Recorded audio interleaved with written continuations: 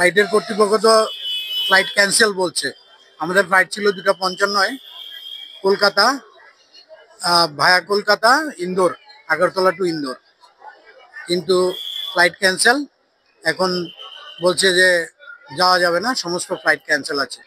আমরা আমাদের মেয়ের বিয়ে হয়েছে ওখানে, আমরা বৌভাতে যাচ্ছিলাম, এক গ্রুপ অফ পিপল, আমরা 8 জন আছি এখানে, সবাই এখন ফ্লাইটের জন্য অপেক্ষা করছি। এখানে আসার আগে পর্যন্ত কোনো মেসেজ নেই, কিছু নেই। এখন এখানে এসে শুনছি যে ফ্লাইট যাবে না, কিন্তু অনলাইন দেখাচ্ছে অন টাইম, শিডিউল ঠিক আছে। তো এটা তো বিশাল ক্ষতিগ্রস্ত হওয়ার বিষয়। প্রোগ্রামও আমরা অ্যাটেন্ড করতে পারবো না, আর সেই হয়রানি তো আছেই। ইন্ডিগো কর্তৃপক্ষের তরফ থেকে আপনাদের এখানে আসার পর কোনো সাহায্য করা হয়েছে বা ফ্লাইটটা কবে নাগাদ আপনাদেরকে দেওয়া হবে এরকম কিছু জানানো হয়নি, কিছুই বলছে না।